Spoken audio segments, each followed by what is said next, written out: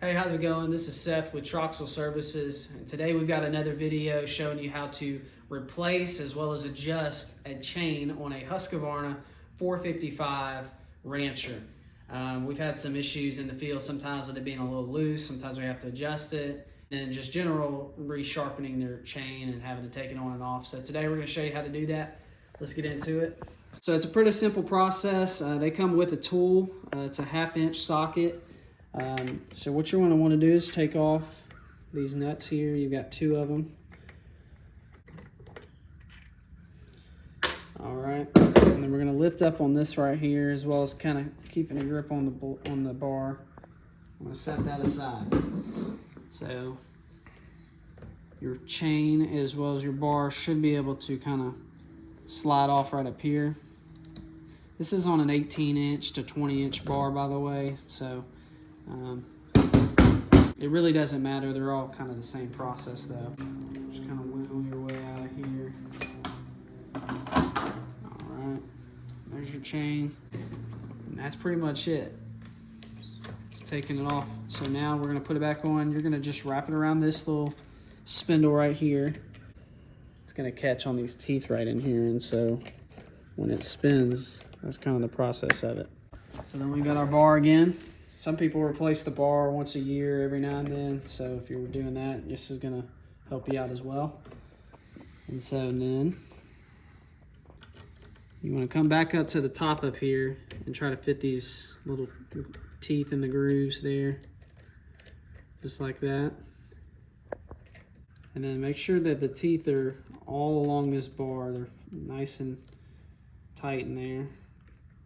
Also want to note that when you're installing these chains, that on the top side of the bar, you want to make sure that these points for the chain are pointed directly out, as if you're, towards the brush or the tree or whatever. You want to make sure that they're pointed outward and not inward. If you have it the opposite way or the wrong way, it's not going to cut at all, and you might have some serious issues with it cutting. And so that is a very important side note, to always make sure that your chain is in the right direction. And then you're going to kind of pull out on your bar, because you want there to be some tension. You don't want that chain to be super duper loose. So then you're going to go ahead and set this back on top. It should land between those 2 holes right there. And then you're also going to have, which is the chain adjuster, that needs to be able to fit inside of that little groove right there. So sometimes you're going to have to adjust it. I'm going to loosen this up just a little bit. And that now allows that to go into place like it needs to. All right. It's still really loose, so we're going to go ahead and tighten it up. And it's kind of a slow process. You kind of have to feed it in as you're tightening it up.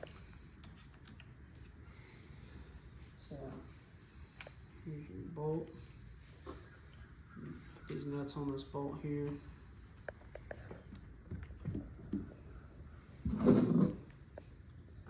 All right, we're going to tighten it up just a little bit.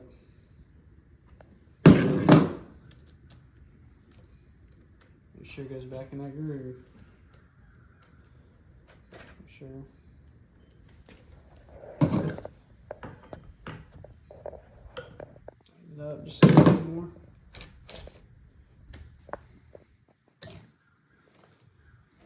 All right, so you should be able to freely be able to move the chain inside there. So then you're going to go ahead and tighten these down pretty good.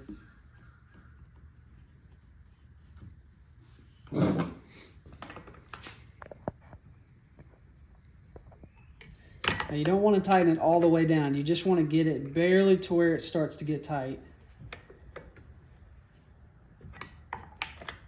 And as you can see, we have a good bit of slack on there. It's not too tight and it's not too loose. So we are good to go. It's at a good distance. It's at a good strength for us. And so we're going to tighten that down. Just like that. Some people like a little bit more. Some people like it really tight, but you do want to, it's recommended to have a little bit of slack on your chain.